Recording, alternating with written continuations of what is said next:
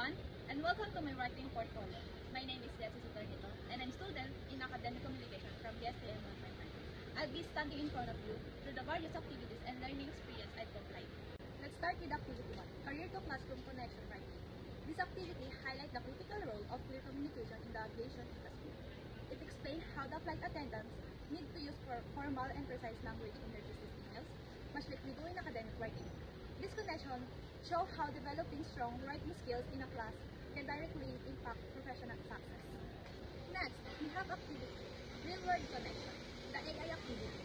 My topic is, we explored indigenous tourism and its significance in preserving culture and tradition.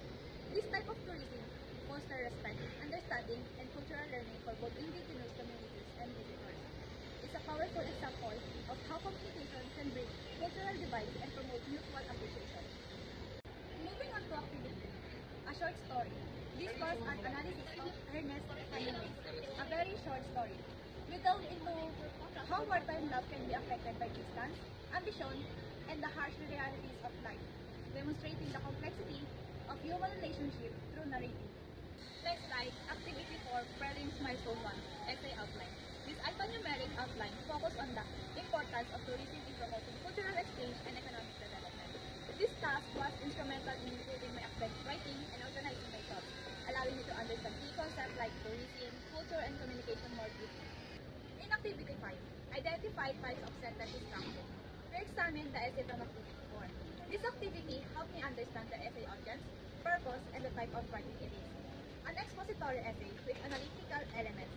It underscored how tourism fosters understanding and respect worldwide. Then we have Activity 6, Revised Essay. This was a crucial step in refining my academic writing.